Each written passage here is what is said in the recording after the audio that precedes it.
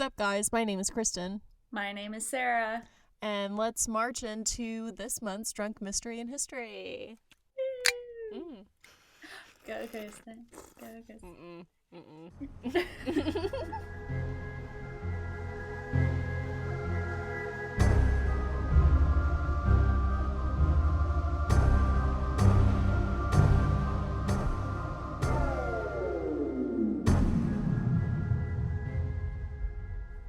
Welcome back, guys, to the Red Rum and Red Wine podcast. We hope that our 5 solid listeners are not disappointed that this episode is coming out a little bit late because very much like ourselves, our Wi-Fi decided to be mishappy and yeah, she didn't want to work, and we tried multiple times. I got drunk a solid 2 days in a row for this, so yeah, same. Third time's the charm, knock on wood, so we don't jinx it. Yeah, we're praying to the podcast goddesses right now that we get this done. If you're hearing this, it worked. And so on theme with today's episode, or at least my topic. So I'm fucking ready to get in it. I think we already decided that we're talking about Sara's first, because Sara's is just sad and depressing, and mine is also sad and depressing, but not maybe as much. So right. Grab a drink. I have a White Claw. Hell old yeah. Tried and true. Still waiting for a fucking PR box. Thank you. I got my oak leaf per usual. Good stuff. Well, I guess let's get into today's mystery. I heard your mystery is about why some regulations weren't passed. Or how. So yeah, my story's, it's not really necessarily a mystery in history, but something tragic that happens that makes you wonder why something is allowed, and it does lead to more regulation. So there's a little mystery involved, as in asking, how could this ever happen? And, the regulation, that brings on the historical aspect of it. Exactly. So, bada bing, bada boom. And we are going to take it back a little bit. So, today I will be talking about the Varukt. Ooh. Which is Schlitterbahn's deadly water slide. Oh. And, yeah, I'm sorry, it's German, so my pronunciations may not be great, but I am trying. So, sounded official. Yeah. Oh, thank you. I mean, I'm not German, but I'll give you the stamp of approval. I am a little bit, I think. Oh, shit. A little bit about Schlitterbahn. It was founded by Robert or Bob Henry, and he had his wife, Billy, and 3 children, Gary, Janet, and Jeff, by his side. His 3 children would end up being pretty integral in the Schlitterbahn business and end up being co-owners themselves. I'm surprised that their last name is Henry and not Schlitterbahn. Right. I know.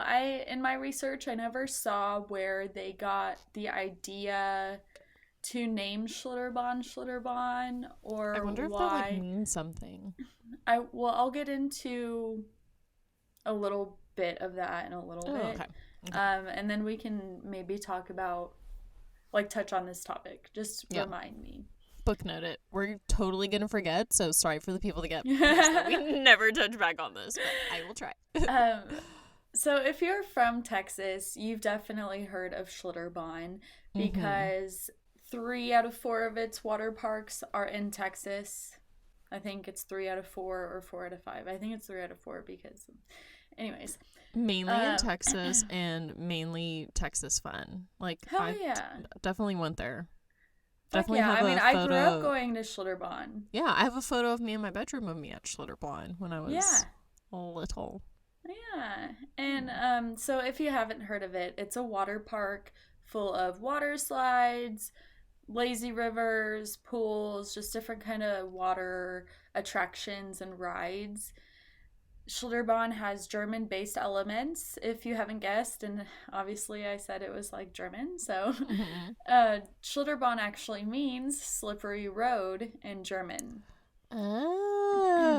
see, we didn't forget about it. That's I knew, interesting. like, it would naturally come up now. So, yeah. Again, founded by Bob Henry. And as I mentioned, I don't know why Schlitterbahn, why the German elements. I didn't read any kind of history on if the family had strong German ties or if they're from Germany. I don't know. But what is interesting is, so the first Schlitterbahn location is in New Braunfels, Texas, and that is the location that Kristen and I grew up going to because it's down the road. And so this opened in 1979. And what is interesting about New Braunfels is that this is a small town in between San Antonio and Austin.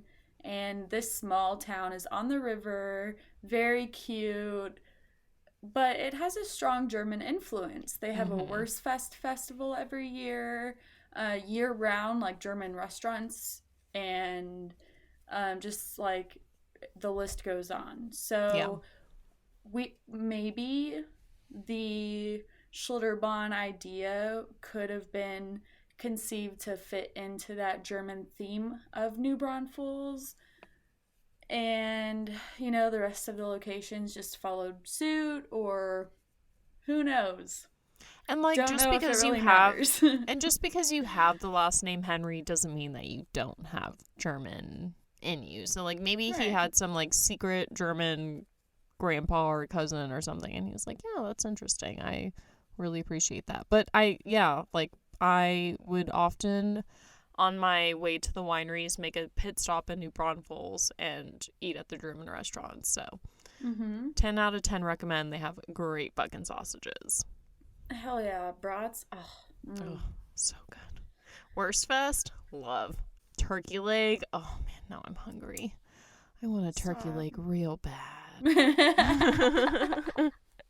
Schlitterbahn's first location in New Braunfels started off with only 20 lifeguards and 4 water slides, which is crazy to think about now if you are familiar with it. It's insane how big it is. It involves multiple water parks that you take shuttles to and from. You know, like, it's not just 4 water slides. So that is pretty cool how it definitely expanded. And it did expand further into opening 3 additional locations. So along with the New Braunfels location, there is South Padre, Texas, Galveston, Texas, and Kansas City, Kansas. The Kansas slutty oh, she's a slutty city. The Kansas City Schlitterbahn was conceived in the midst of the 2008 financial crisis. It opened in 2009, and so I guess it was kind of successful. It was booming, but after some time, Schlitterbahn co-owner Jeffrey Wayne Henry, who at this point co-owned Schlitterbahn with his siblings, he wanted to spice up the Kansas City location. So he kind of came up with this crazy idea to build the world's tallest water slide. Jeff Henry and Jonathan Timothy Schooley, who was one of the senior designers at Schlitterbahn, set out to break records. Literally like the Guinness Book of World Records record for world's tallest water slide. Oh, okay. Yeah. They named this water slide the Verrückt, which is German for insane. It does look quite insane when I saw the photo of it. Yeah. Yeah, so as y'all may see from the photo, it is that initial drop is very tall. So the water slide was meant to be and advertised as the tallest in the world, literally out there to break records. It had a height of more than 168 feet, which I'm sorry I didn't convert into like oh my god, that's tall. Yards or meters, but it's about 17 stories high. That, yeah. Oh, and that is the tallest point, the initial drop that you drop from. And that's just like, What? I don't... Well, okay, and just to put it into perspective, 17 story. This is taller than the Statue of Liberty and Niagara Falls. Shut the fuck up! And I don't know, the pictures doesn't really make it look like that. Was there an age limit on this slide? I just want to know, because, like, was it people that had a No, there's a height requirement. What was the height required? I don't remember. But it was like maybe 68 feet. Inches, 58 inches. Oh my god, 65 that's like... inches. I don't think 68 inches is anything. Watch that be like over 6 foot, but... Well, it's like 5... So, no, it was I don't know my inches, bro. I'm dumb as inches. shit. Well, 12 inches is a foot. Oh, it's 5'8". It's 5'8". So, the requirement is shorter than that. Inch shorter than me. Because I wouldn't You're be... not 5'9". No, it's an... Oh, I'm an inch shorter than that. Okay, Sarah, humble me. I'm 5'7". 5'9". Like 5'6.5" on a good day. 5'7". I'm like, I'm 5'9" when my curve isn't hunched over. When my scoliosis isn't acting up, I'm a solid 5'8". So, long story short, I don't know the height requirement because it's definitely shorter than 5'8", because you'll see why in a second. Fuck. But okay. That's just like kids ride it. I just really can't believe that someone was like, yeah, slide down the Statue of Liberty. That sounds like a grand fucking idea. Like, and then the board was like, that is a grand idea. Let's build it. I'm just... What board? Oh my god! Oh my god! You know, it's crazy how, like, it's just crazy because we don't think of this shit. We don't. Like, you know, it was back in the day. I actually forgot what year we were in, but back in the day, we didn't think about much of anything until what's scary is that the Kansas City Schlitterbahn opened in 2009 and this ride opens actually a little bit later, and I'm about to obviously get into that, but there's like literally there are reasons why certain regulations weren't in place, but there is no excuse as to why there shouldn't be those regulations in I'm place. like, one. Okay, you're fucking telling me that in the 2000s. I'm just, this is like some 70s shit that I'm hearing about. It could have happened to any one of us. Anyone. Anyways. Oh my god, okay. You might be asking, what could have happened to you? Oh my god. Yeah, they're like, hurry the fuck up and tell me the rest of this story, you dumb bitches. Okay. The water slide, and you might, from here on out, I'm going to refer to the viaduct as the water slide because it's just easier for your mouth. Texan American mouth to say. So, the water slide consists of 3 riders that get into a rubber raft. They would, get strapped in, apparently, and then... After the raft would begin its initial descent, it basically would plummet down practically a vertical 17-story drop at speeds reaching up to 68 miles per hour. The moment the raft would reach the bottom of that point, they would shoot up a 55-ish foot hill, which is the equivalent of a 5-story building. Once they would hit the top of that, they would race down the last slope, finally coming to a stop in a long, water-filled run out. And it's just just hearing, the course of the water slide. I have definitely been in one like that. And it's just so scary to imagine what kind of tragic thing I'm going to talk about. Because it literally, The photos, I feel like, don't do it justice for how big this fucking thing is. Because when you say as tall as the Statue of Liberty, my mind is fucking blown. Like, that is so high. I know, and that's kind of, honestly, That's where I kind of wish we had like a research assistant so we could be like, hey, can you fact check that for me real quick? Because it seems unreal, but I've also never seen the Statue of Liberty in person, so I'm not the best judge. Also, if you want to apply for, I mean, we can't pay you with anything other than love and alcohol, but if you want to come hang out and If you correct wanna us. for our 5-hour recordings to get dwindled down into an hour, more than welcome. Like come hang out with us, drink with us, correct us, and have to deal with our fucking mishaps. Oh my god, that would be terrible. Yeah, sorry, not sorry, in advance. So, yeah.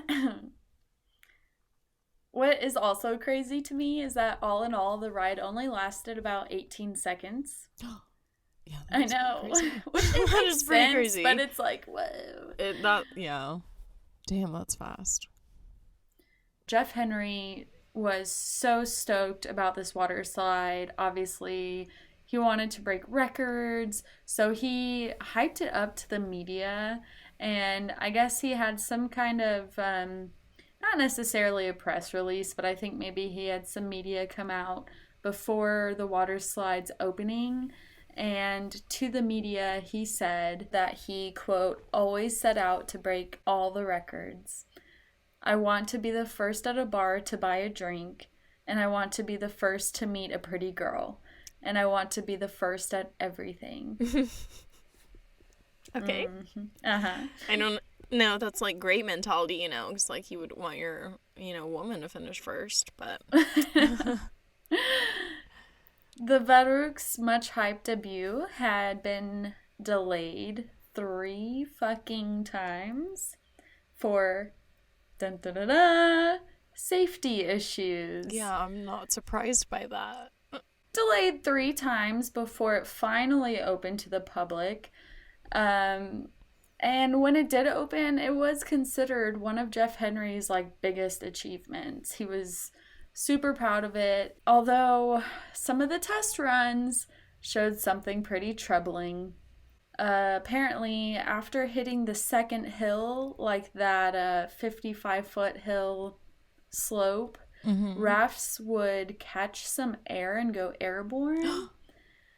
So after, seeing this in the safety runs, the test runs and stuff, they did some reconstructing of the hill and added safety nets to the top of the slide.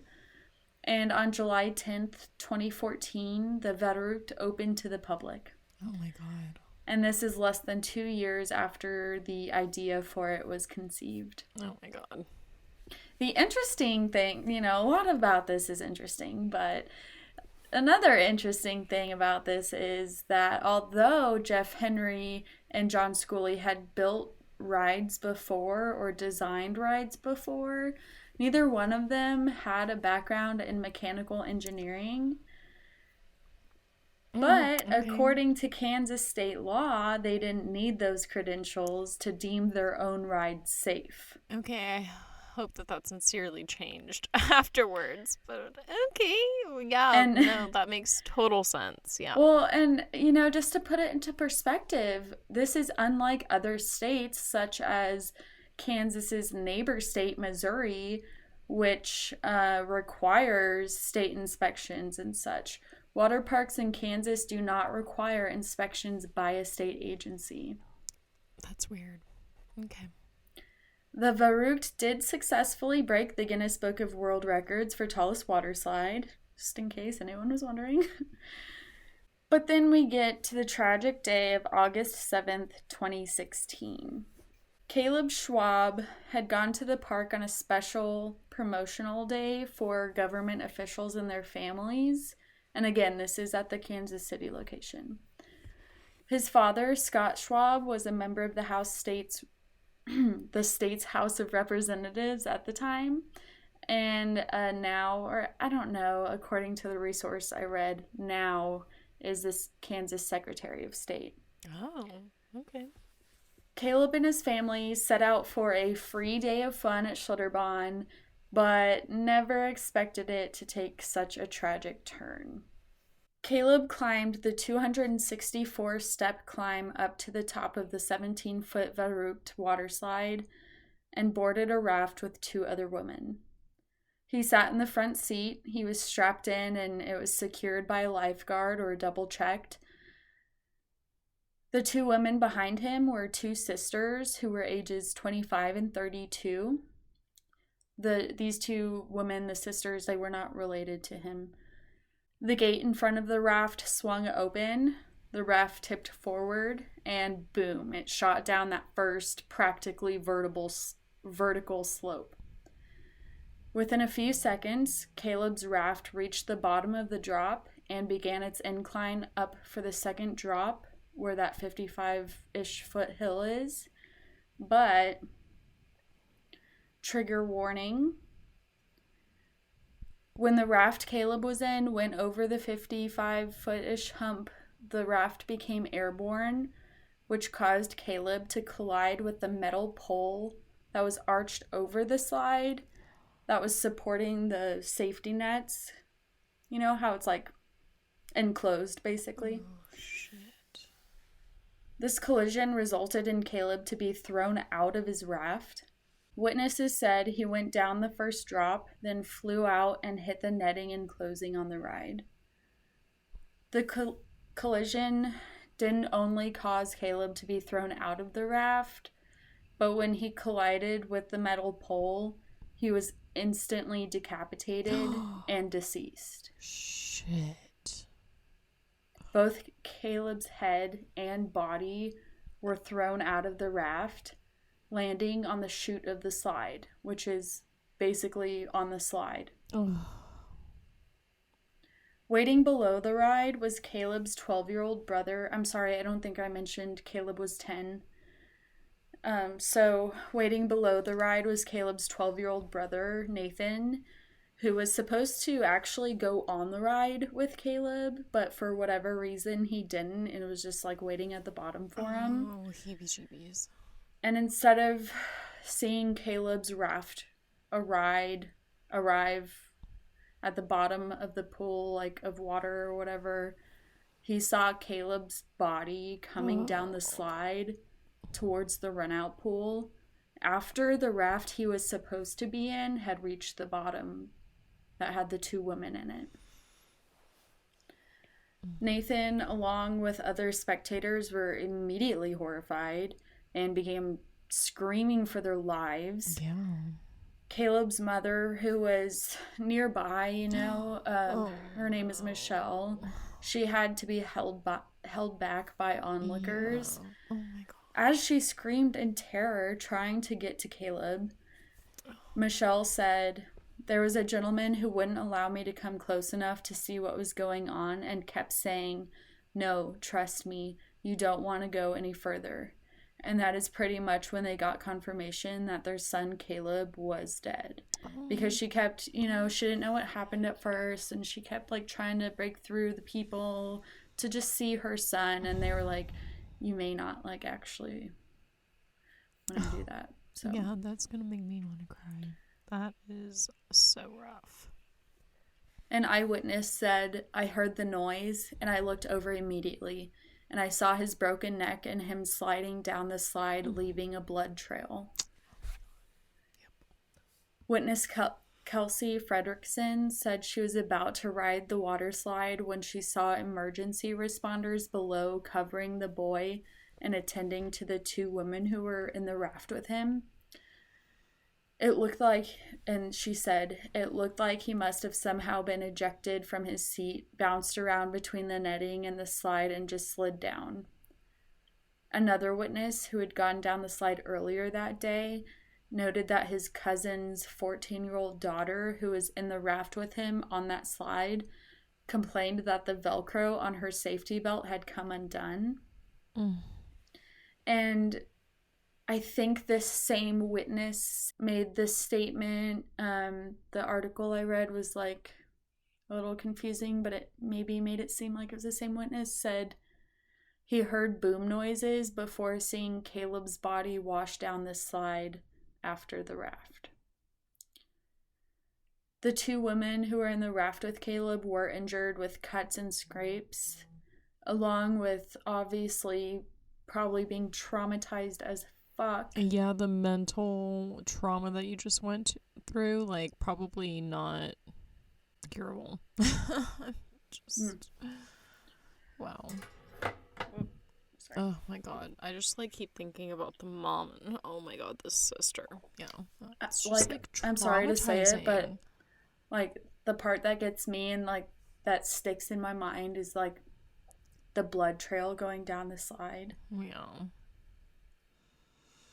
And the different perspectives from the witnesses, like hearing the loud boom or thuds and then seeing the body, or just seeing the raft and then seeing nothing but like emergency responders, you know, like the perspectives of who was like about to ride the ride or who was waiting at the bottom is just crazy. And it's just crazy that no one, oh my god, I get that obviously regulation comes after this, but I just really did not expect you to say the year early 2000s, because I just really would assume that we would have had somewhat of this problem figured out by now. But yeah, also, except this happened in 2016, so it's not early.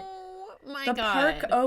The park opened in 2009. Okay. The route was built in 2014. This happened in August of 2016. Should have never happened. 2016, like, I'm sorry, I remember an episode of How I Met Your Mother when they talk about some fucking engineer not accounting for the books in a library and how that shit crumpled. So obviously we by now know that you need to account for an engineering fucking tiny little children going on that slide, which obviously they didn't do because I'm not an engineer, but I know that that's the fucking problem, and that's like has a lot of the safety issues. That, and it's just way too fucking tall of a slide. But it's just like, how grown-ass men. It's physics, people. Grown-ass men with money allowed to do whatever the fuck they want, and, like, whoever the fuck in Kansas just allowed it because it's just, like, I read a crazy, crazy thing that Texas actually just passed it to where this isn't legal anymore, but a lot of states, I would check your states, apparently allow, like, pelvic exams if you're, like, fucking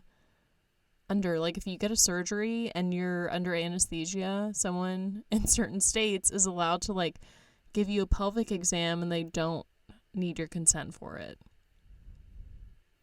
Huh. Yeah. That's interesting.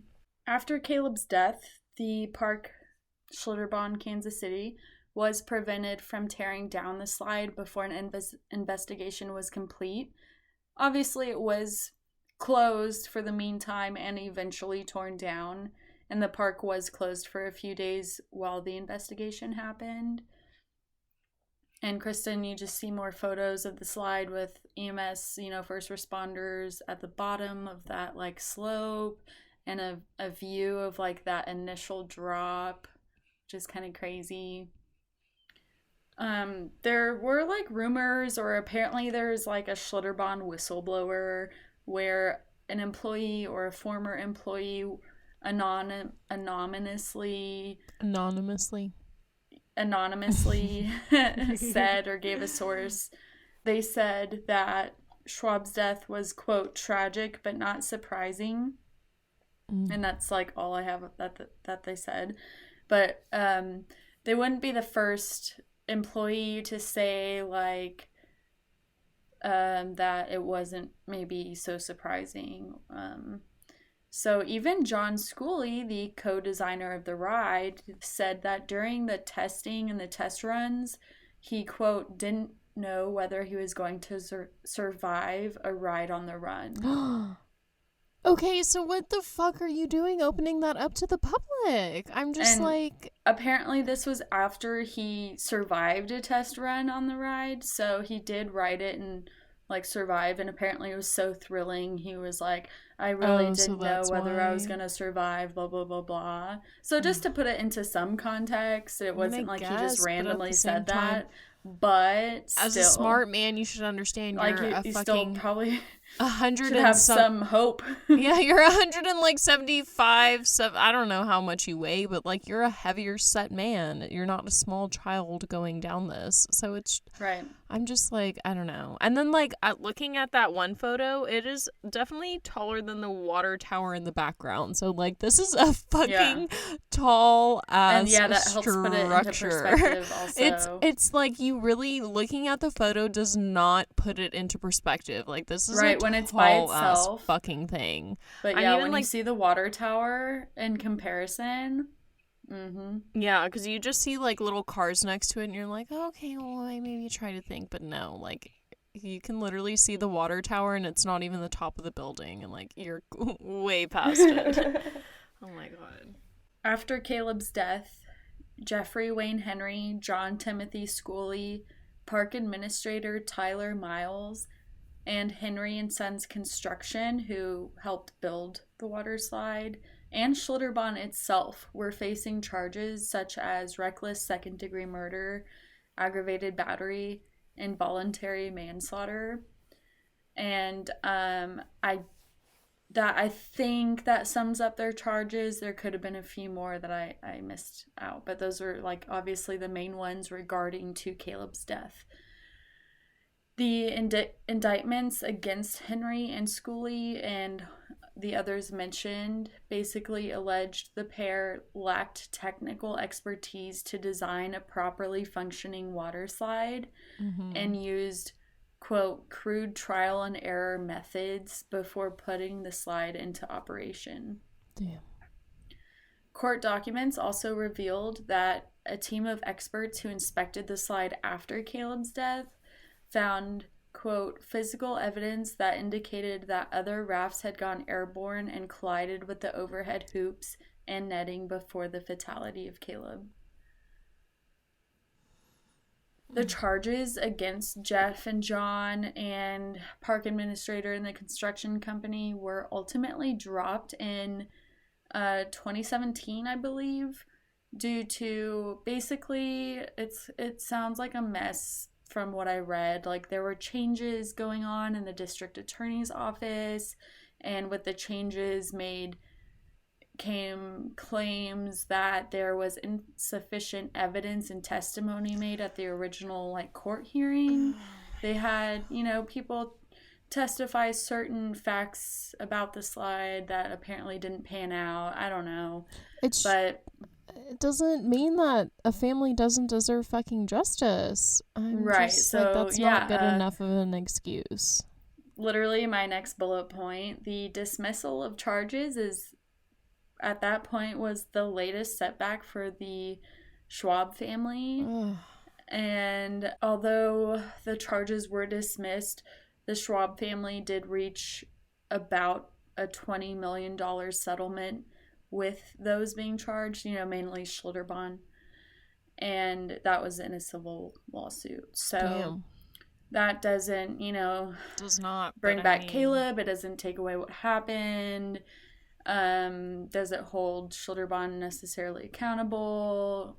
I don't know. It depends on how we feel about it. So may hurt their pockets financially to hopefully assure that something like this doesn't happen again. Right. But at the same time, it's just like you needed to have been in the criminal court system held accountable. Right. And I don't know if Caleb's dad is still active politically, but, this could have very well influenced his political definitely would influence mine. And yeah, so a state law was enacted in Kansas after Caleb's death, which now requires amusement parks in Kansas to keep daily reports on their rides and to give them to give whoever, I guess, the state annual inspections. And normally I would like to end, like a little bit about Caleb or whatever victim I'm talking about, but he was 10 years old and, minor. I just don't have much on him. So other than what I mentioned about him having a mom, a dad, and siblings. You know, he was a freckled face, brown-haired boy. And one of the picture I included of him, I think it looks like almost like a baseball portrait. Like so it looks like, yeah, it looks like he was, you know, played he's just like an sports average kid and seemed like a happy average kid. So had his whole life ahead of him and was just there for a day of fun. He didn't need the mechanical and safety aspects of a ride ruining his life. And so rest in peace, Caleb, and, you know, like, much love and good vibes to the Schwab family. Yeah. And, you know, so like, I'm sorry to say, when I think of March, I think of, like, spring break and doing, like, going to the beach, going to the lake, going to water parks, doing that kind of thing.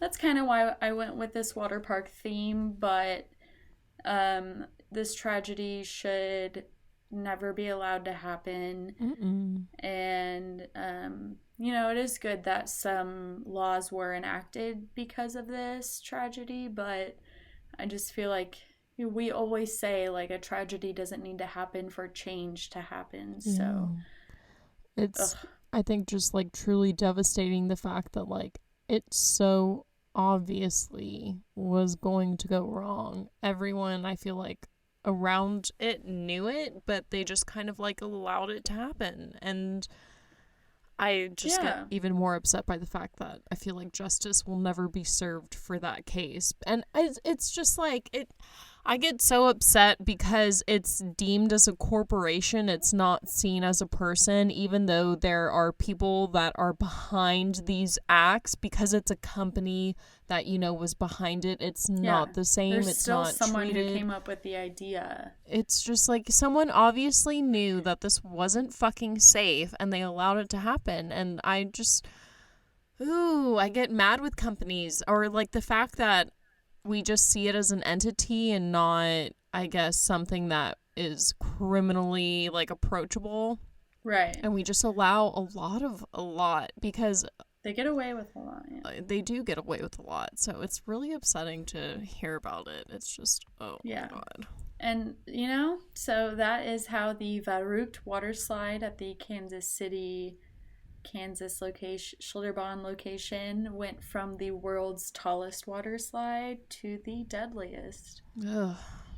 Yeah, please. Because when you maybe set out, when you're a little bold to break records, you might want to think about, like, safety.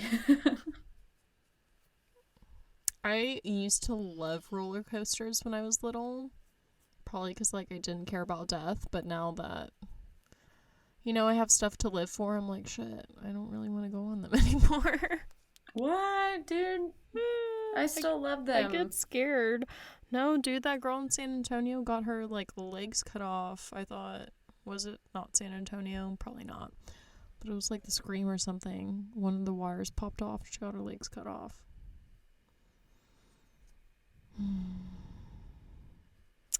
Yeah. Yikes. Roller coasters are, like, one of the deadliest things to go on. Especially because there's zero to little regulation behind them.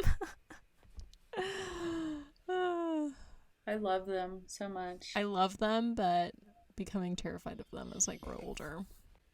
Alright, guys, so I guess let's get into my topic for today, which is the mystery behind the placebo effect's evil twin named Nocebo. What? The Nocebo Effect. It is, I'm about to blow y'all's mind, because, you know, I'm like on a spiritual health journey. I'm trying to make myself less depressed without the use of drugs and alcohol. Less depressing. Yeah, so I started reading this book, and of course I find a topic for the podcast within a fucking self-help book, but it was talking about, you know, like your mindset, you need to think positively and whatnot, and then it mentioned this, which is the exact fucking opposite of that. So hope I'm saying this right, probably saying it wrong, but the Nocebo Effect, or also otherwise known as the Nocebo Response, is basically an effect that occurs when a person has negative thoughts. So it is basically if you hear that you're going to have a weird side effect from a doctor, because it does tend to fall under like medical treatments. But if you tend to hear like some weird side effect that may happen and you dwell on the fact that you may have the side effect, your body will trick yourself into thinking that you have this said side effect. And it's pretty fucking weird. So unlike the placebo effect, which is the nicer version of this, which derives from the Latin term I will please, nocebo derives from the meaning I will harm. So a little spicy turn there, a little sadistic turn.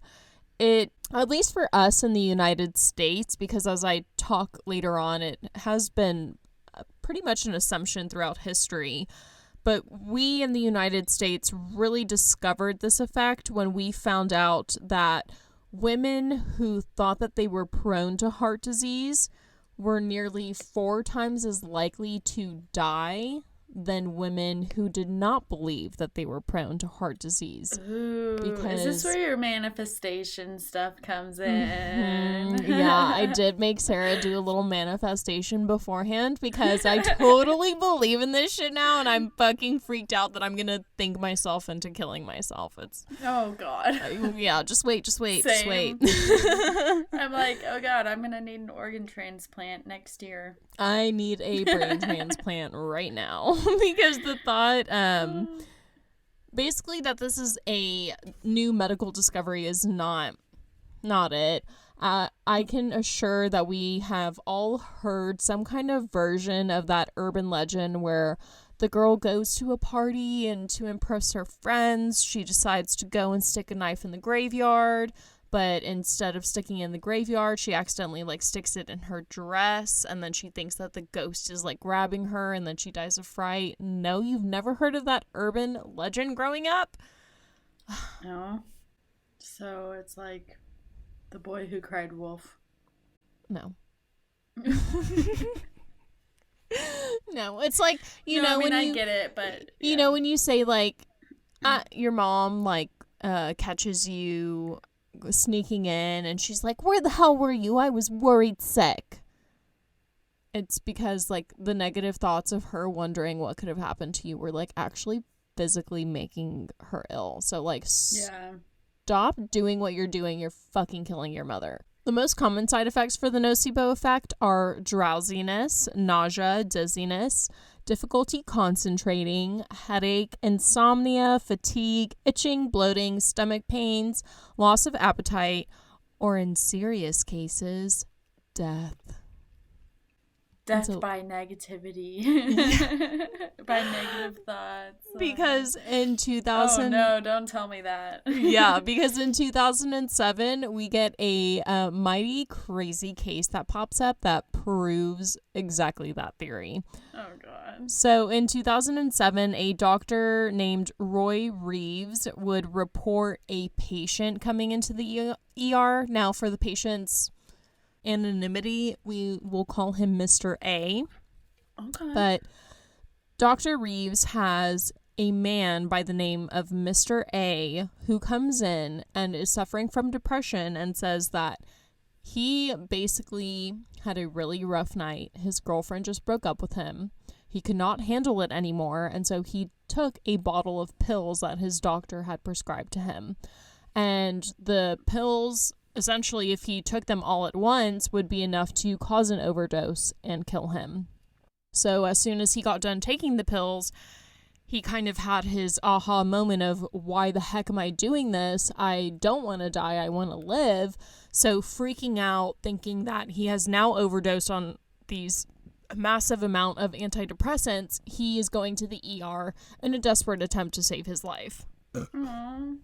And when he shows up to the ER, he is in clear distress. Like, he is barely able to get out what exactly happened to him to the emergency room doctor before he essentially collapses on the floor and has to be taken in. So Mr. A would begin hyperventilating as doctors and nurses would hook him up to machines and saw that his blood pressure had plummeted to dangerous levels and that this man was clearly overdosing. They would begin to give him intravenous fluids. I'm like, what the fuck does that mean? they would begin to give him IV fluids. Mm-hmm. Intravenous IV. Oh, IV. Mm-hmm. I see that now. So they would start to give him fluids, and they also, because I guess he couldn't give the exact name of the drug that he was on, the doctors began to run a drug test on him to find out exactly what he had overdosed on so they could take the proper steps to counteract whatever drug was in his system.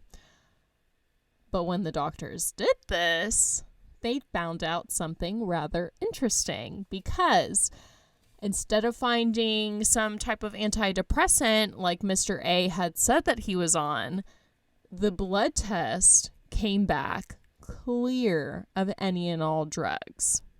What? Because what Mr. A did not know, and what the doctors would later find out, I guess they probably talked to like Mr. A's doctor or whatever, but they would find out that Mr. A was actually a part of a special trial for, I guess, maybe a new drug or something or other. And so that the antidepressant pills that he was given were actually sugar pills. So homeboy took a bottle. He was the control group of sugar pills, believed that he was overdosing, and began to show symptoms of an overdose. And it was not until doctors told him, oh, by the way, you're on sugar pills, did his symptoms start to alleviate. And some doctors really do believe that if Mr. A did not decide at that last minute, oh my God, I want to live, I need to fight for myself, and decided to go to the ER, if he did not decide to go to the ER, he very may well have died.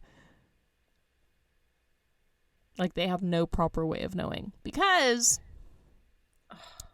there have been people that actually have died from this. So during the 18th century, we have a Viennese medic named Erich Meninger von Lichterthall. Don't make me say that again. But either way, he was some smart doctor. He was working at a medical school as a teacher. And this year that he was working during the 18th century, he just happened to have a very rowdy bunch of students.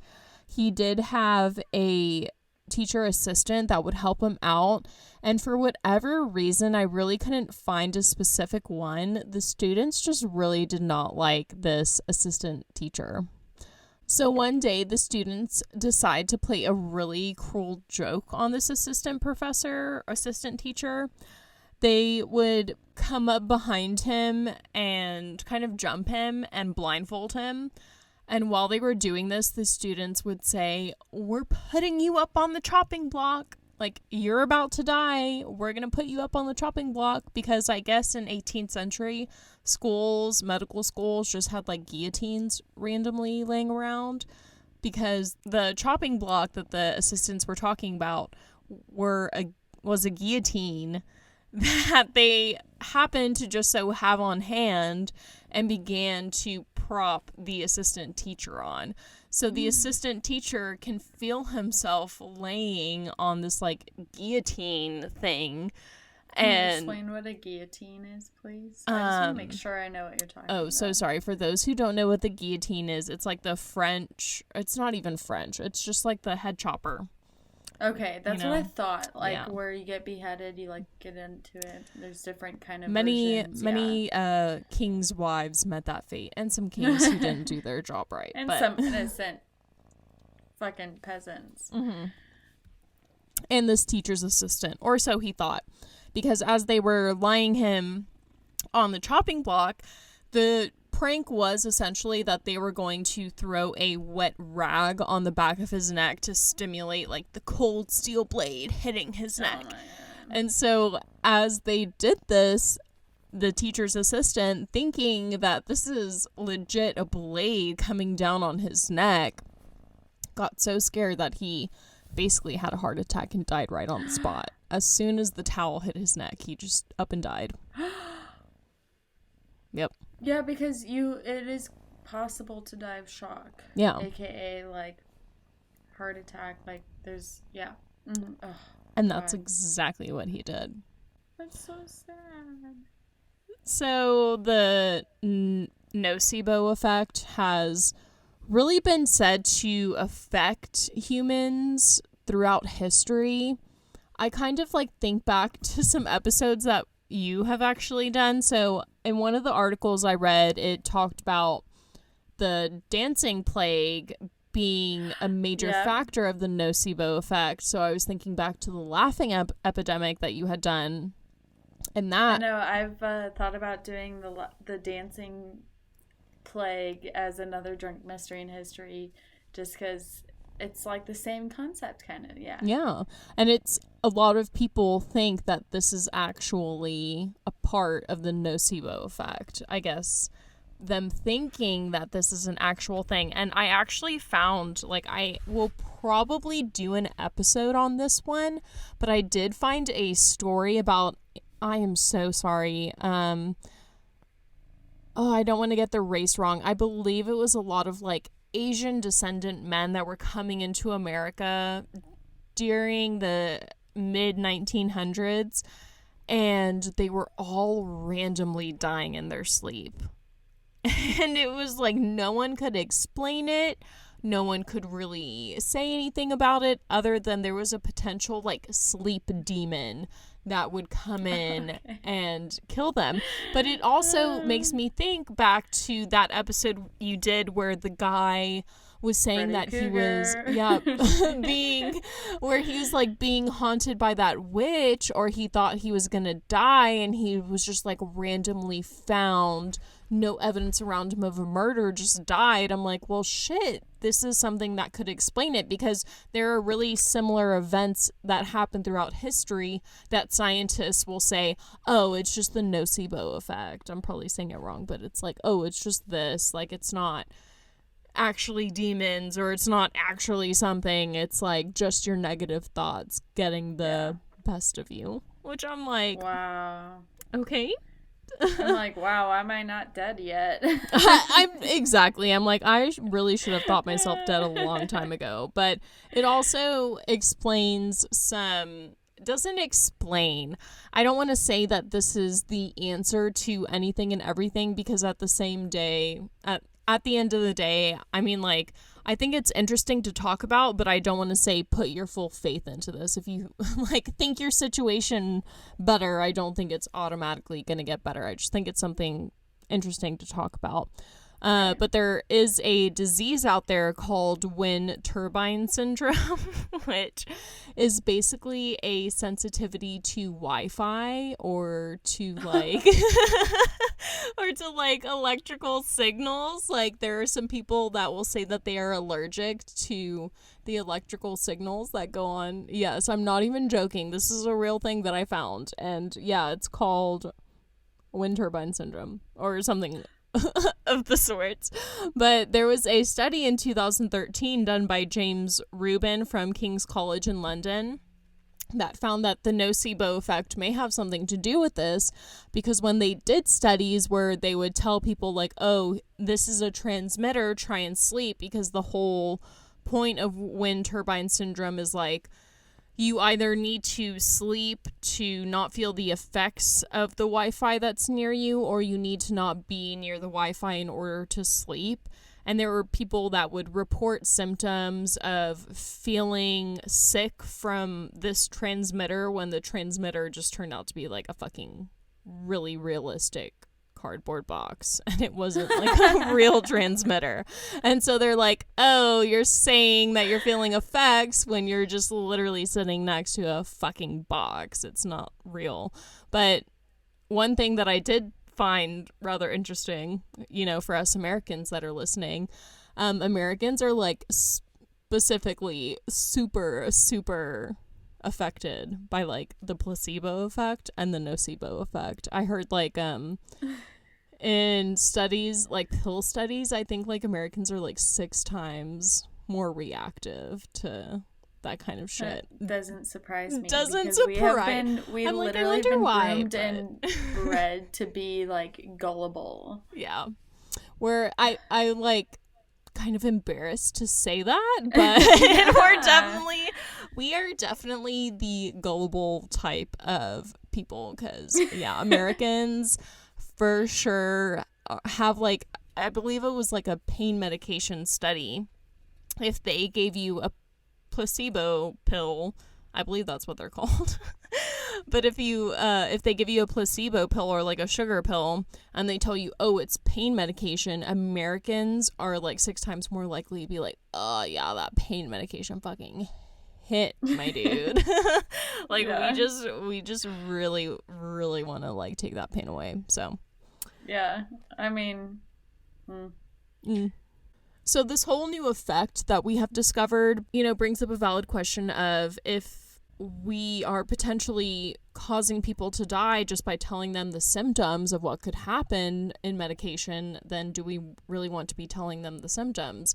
Which is one of, like, I guess the major problems that I found, because fun fact, not so fun fact at all, one article stated that the nocebo effect kills about 1,268 out of 10,000 people, or about 24.14% of the population annually, which is worse than an epidemic, pretty much. So the thought of people believing that something can go terribly wrong with them is actually potentially causing them to die. Which sounds, I know I sound crazy even saying it, but it is much you were right when you said this shit was mind-blowing, because my jaw has been dropped like half this time, and right now I'm just like, my eyes are to the back of my head because I'm trying to comprehend, and just now I'm like, so now I have to monitor my own thoughts and be like, whoa, be careful, haha, don't want to fucking... And that's... some of us call it karma, some of us are like...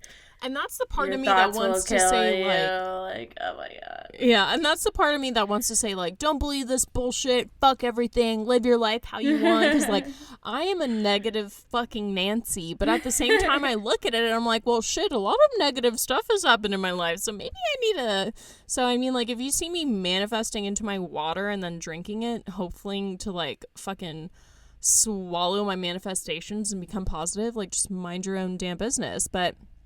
It is really fucking crazy to think about how this mindset of you thinking that you will do bad actually causes you to do bad. And there were crazy studies to prove even just the opposite. Like in the self-help book that I was reading, the woman was talking about an experiment where a group of older gentlemen in a retirement home were basically told to live like they were 20 years younger. So they would set up photos that were from 20 years back. They would only listen to music that was 20 years back, or like entertainment, any type of media.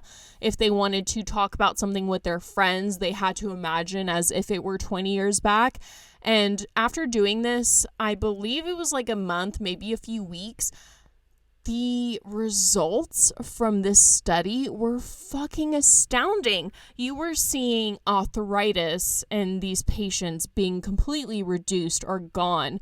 Their vision was said to have gotten better. Their hearing was said to have gotten better. Their energy levels, like they said that they were more active and they didn't feel as much pain. I mean, like the thought process of literally thinking that you're younger, thinking that you're healthier has shown in some studies to actually have like a fucking wicked ass effect. I mean, like, when I heard that Giselle basically told Tom Brady to manifest his 4 Super Bowl rings, I'm like, the bitch is onto something. She, like, she's doing something right. I think we maybe, like, we don't need to, you know, be spiritual guru, but I'm like, shit, maybe we need to start saying some just be a 3 little things positive. that we're positive for about each day, positive. just to let you know, because I'm just like, people are not only thriving from this, they are dying from this. It is fucking, I'm just like, what the fuck? It's just, yeah, I don't know.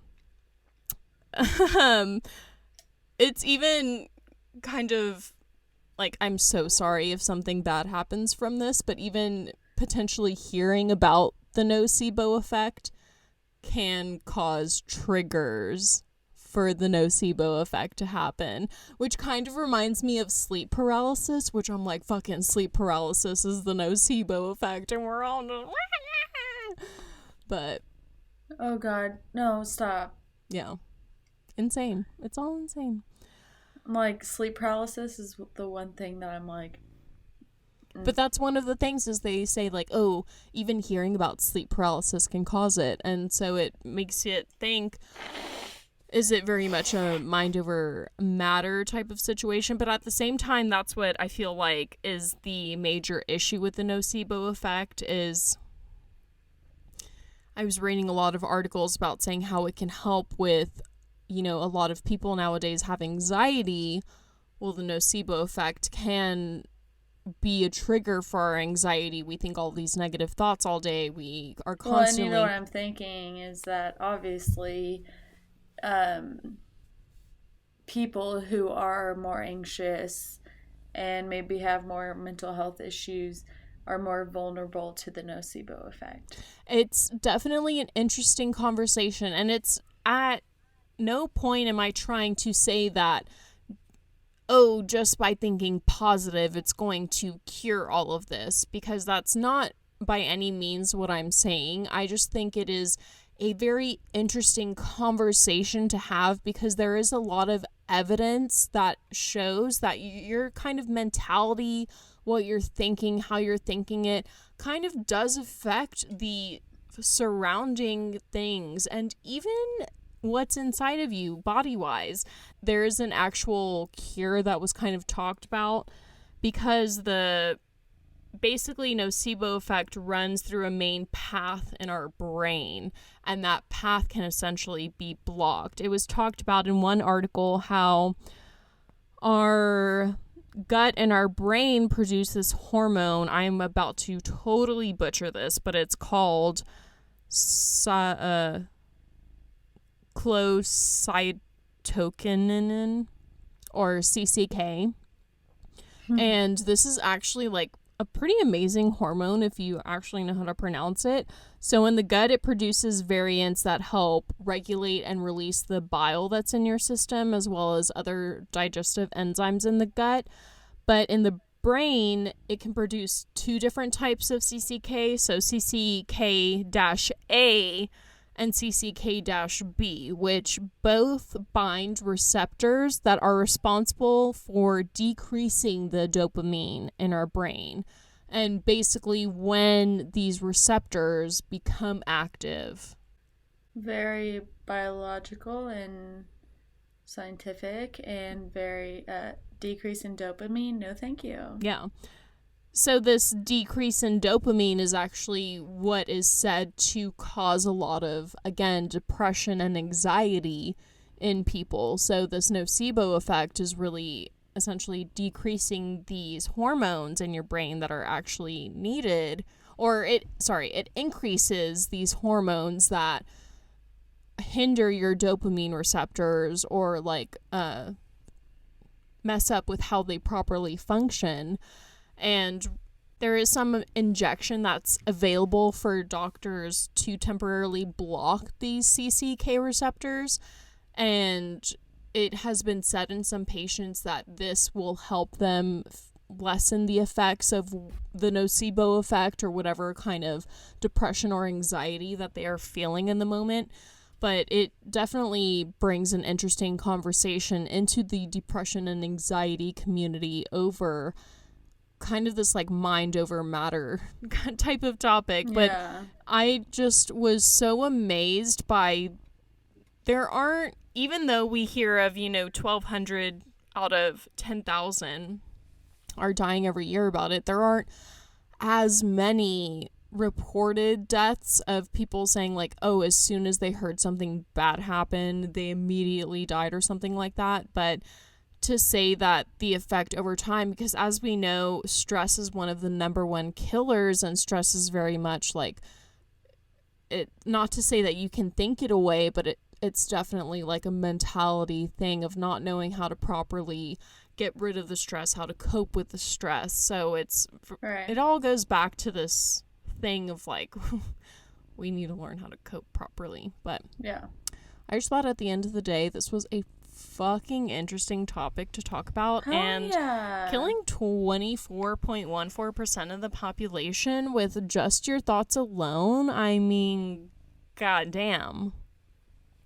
Yeah, okay, so after your story, I'm like, I feel, I necessarily don't feel, but I'm speaking into existence that I feel 5 years younger. Yeah. And that I drink more water than I do. And that I will be rested one day. Yeah. Not arrested, rested. Like, pure let that be and clear. Rested.